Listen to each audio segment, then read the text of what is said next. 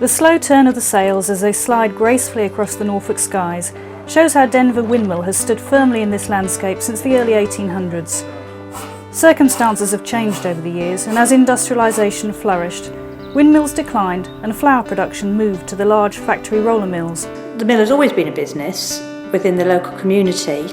It's always served the community ever since it's been here, so it seems right that it continues to do so. Obviously things have changed, so it now needs new roles. What I like about it, it does still serve the community in that we're here, we're open for coffee, people come and get their bread here. It also needs to be a business in order for us to be sustainable in the long term. I'm Mark April, and I and my wife and son set up Denver Windmill company to try and get this whole girl working now and into the future.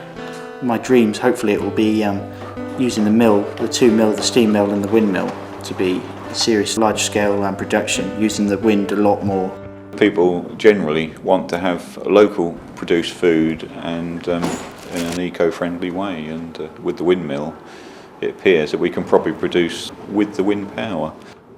Mark, Lindsay and Paul as a family have taken the bull by the horns and now oversee the running of the mill, seeing it as an environmental 21st century business model, with the mill contributing again to the local economy.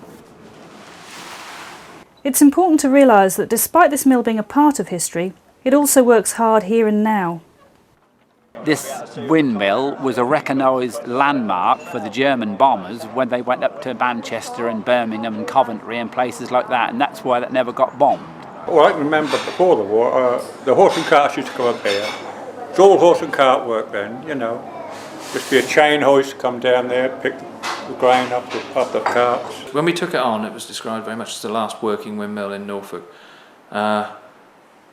She wants to produce flour. She's the most wonderful old machine. This isn't a chocolate box windmill. This isn't a pretty picture to look at. This is a great big machine. In the long term, as I say to people when they bring their children to look round and they're so thrilled and enthralled by it, it's important to me that their grandchildren will be able to look at it in 75 years' time, still working, still producing, and still a real living piece of the past and the culture of Norfolk. I want people to come here and feel that they're at home here. I think what's really important is that people don't come here and feel like a visitor. I want people to come here and feel that they're part of something. They don't have to go up the mill every time they come. They don't have to buy something, but what we'd like is people to, just like being in our company and being in these wonderful surroundings. A lot of people can't believe actually there is a working windmill, and we do actually produce flour most days, and they also can't believe that we need the wind for it to work. They think it just happens, Milling is not without its stresses, and the most obvious is the reliance on wind speed. Just a 20-mile-an-hour wind is needed to mill here at Denver, but watching the weather forecasts shows that this doesn't happen every day. We plan eventually to hopefully use the diesel engine to produce flour as well, if we can get a traditional set of stones that the oil engine can run.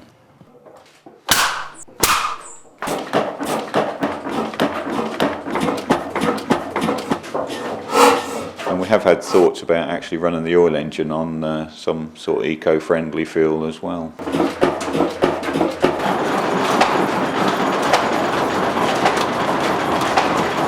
Lots of initiative and common sense are needed to keep these great machines going, and the people at Denver have built up their skill to maintain the mill just as it should be, grinding the flour to bake the daily bread. It would be nice to be able to run workshops and stuff from here as well, doing actual straight teaching, and get the kids involved in some of the other aspects, because mill writing as a whole is just a range of different skills bolted together. Anybody who's interested in coming to helping us out and seeing how it's done, because they're all skills that have actually been lost.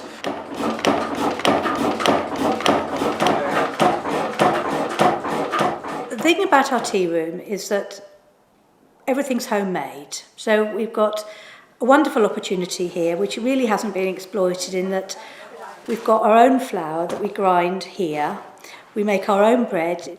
We're careful about the way we choose our coffee. We're careful about what we provide. As far as possible is local. We use free-range eggs, and We really care about the product we put out, and that's really important to us. So really, the menu is based on the products we make here. So it's rolls and sandwiches. I mean, the Denver doorsteps, as we call them, in either white or the wholemeal. And of course, the wholemeal is always from the Windmill. Our coffee shop is sort of the star in our crown. To produce flour like this, we can't compete with the big flour mills. We aren't talking about trying to supply Tesco's or Sainsbury's. But the product that we are producing is something completely different. We had a gentleman a few weeks ago who tried an initial run we did of some white loaves. He came up to us almost in tears saying that he wanted us to know that he hadn't tasted bread like that since before the war. And it brought back such fond memories and made him realise that what we eat and take for bread now is not the same product that it used to be. Since Lindsay and Mark arrived, they've got so many ideas that are opening up the whole issue and making it just a bit of history totally come to life, you know. And the local people seem to be more interested now. I think we struggled a bit for people coming, but they seem to love to come now, take a great interest in what we're doing. And that's all giving a knock-on effect. It's buzzing with life now. So we get white flour out there, light brown, former semolina, and pure bran comes out the other end. A family that I was talking to before they went into the mill, we were having a bit of a joke, and I said to them, "You make sure you get to the top, get right up into the cap and see what's going on in there, because when there's turning, it's wonderful up there."